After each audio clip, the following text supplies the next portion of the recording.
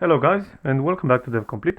In this video I'm gonna go over some JavaScript string methods.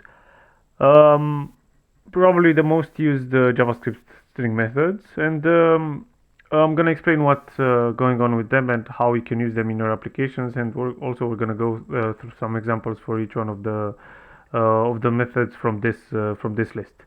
So if we're gonna move to the first one, which is split. Split, you can use it, you can either not pass anything in the function parameter here, and you're gonna get back an array with the original string that you passed. The original string that you applied split on. If you're gonna add an empty string, for example, you're gonna get each one of the characters splitted basically, and you're gonna get back an array with each one of the characters in an array as a separate index.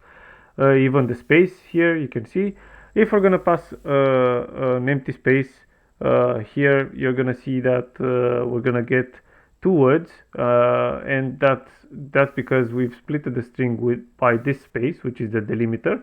And we can have separate characters to use that for delimiters. For example, we can have dot here, and we can put in our string a dot, and you're gonna see that we're gonna get back the same result. Yep. So that's pretty simple. So we can move on to the next method, which is replace. Yeah. Replace. So replace works very simple. It has a first parameter, the substring or the string that you want to replace it, and the second parameter, it's whatever you want it to replace it with. So for example, we're going to replace dev with devs. Yeah. So that means you're going to get back the string updated, which is devs complete right now. Or if this replace is not going to find the substring from the first parameter, if we're going to have the dev d here, you're going to see that it's not going to do anything. It's going to return the original string. Yeah. Cool. Let's move on to the next one, which is very simple too. Trim. Trim basically strips off the white spaces at the ending of a string or at the beginning of the string. Yeah. So if we're going to have a space here, you're going to see how it looks like initially. Yeah. You're going to see that we have the string with a space at the end. But if we're gonna add a trim here, you're gonna see that this white space gets removed from the beginning of the string, or from the end of the string, or from the beginning of the string too. Yeah. So it doesn't matter if the space it's at the beginning or at the end of the string. Very widely used in most of the applications when you want to strip off the white spaces from string. Cool. Let's move on to the next one. Which is substring. Yeah, substring usually receives two parameters, but you can receive 1, 2, and I'm going to explain how and why. So for the first parameter is the first index from a string. For example, in our case, I put 0. So what I want to do, I will get the substring back. I want to get the substring back from the first index till the second parameter as the index that I'm going to add.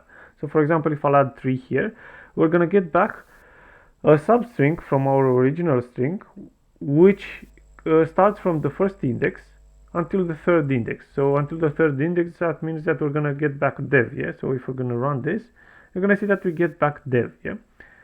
Also, in the same thing, we can only pass a single parameter, and which is going to be only the start. Yeah. And that substring method is going to assume that you want to get everything from that index on. Yeah. So we're gonna go from 3. That means that we're gonna get back complete. Yeah. So as you can see, we're getting back complete, and also we can use the previous method that we went over, a trim, and we're gonna see that we can get back the complete stripped of white spaces. Yeah, that's pretty simple too. We're gonna try to move on and go on to the next one, which is search. With search, you can search within a string using regex. Yeah. For example, we're going to search for dev, and we're going to see what we are going to get back as a result. Yeah. As you can see, we get back 0 because this is the first occurrence of the first the starting index of the first occurrence that it found from your regex. Yeah, so if we are going to do only the D as a regex, you're going to see that we get back the same 0. But if we're going to do an E, we're going to get back 1. Yeah, but if it's not going to find the result for your regex, for example, if we're going to pass M here, then it's going to return -1, or it found M because we have complete. But if we're going to pass Y, for example, well, we're going to see that we get -1. Yeah, yeah, it's pretty simple, very used and in applications, and yeah, again, you just have to remind yourself that you need to pass a regex here as the parameter for search. Let's move on to the next one, which is charAt. Char, I think it's kind of self-explanatory. It comes from character. Yeah. So basically, what this method does is it identifies where the what's the index of the character that you're looking for. So, for example, if I'm looking for D, I will see as a oh, sorry, it's the other way around. First, you need to pass the index of the character that you want to get back. Yeah. So, for example, if I'm going to pass 0, I will get back D. If I'm going to pass, for example, 4, I will probably get back C. Yeah. So that's what you're gonna get if you're gonna pass here the index of the character that you're looking for. Yeah. Let's pass 5, and we're gonna get back O from complete. Yeah. Again, simple and very useful to use in any JavaScript stuff that you're working on. Let's move on to the next one, which is includes.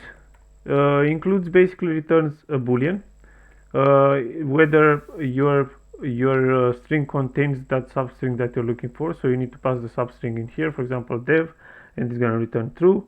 As you can see, if we're going to pass dev d, you're going to see that it's going to return false. If we're going to pass complete or even comp, you're going to see that it's going to return true. It's very simple, very straightforward, and widely used in conditional logics and in if statements, and everywhere else where you need it. Yeah, let's move on to the next one, which is match. Match, again, it's again as such, you need to pass a regex here. So basically it's going to do a match with a regex on the string that you have. So we're going to do again dev, but you're going to see that we're going to get back a different result. As you can see, we're going to get back an array with the matching substring that it found in your string. Yeah, it's not as such where you would get back the index, the start of the index of the substring that you are looking for.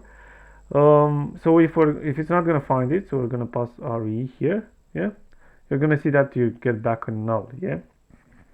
So yeah, it's this method is very used when you want to do a match based on a regex on any substring. And yeah, after that you can do a condition and check if it's null or not, or if you're gonna get back an array with something with any length. That means that you have a match in your string. Yeah, with the regex that you had.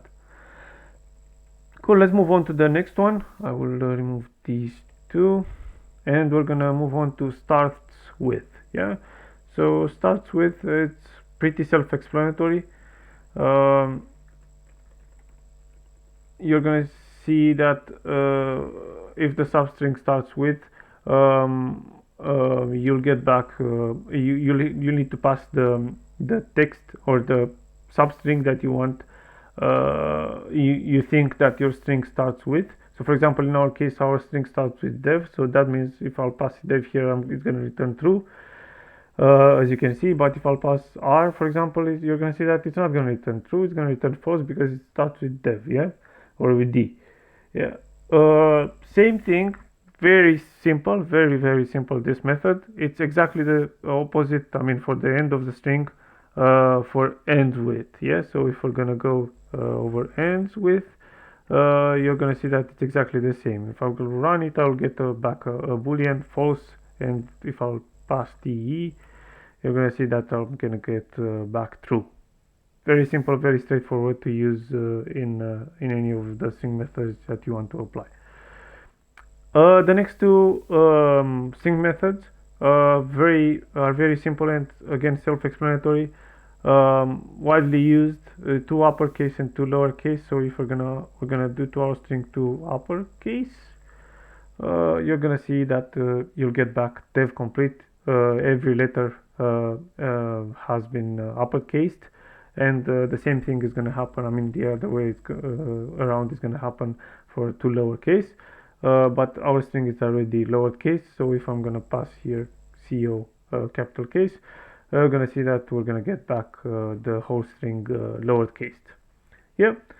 That being said, I think we went over probably the most used JavaScript string methods, and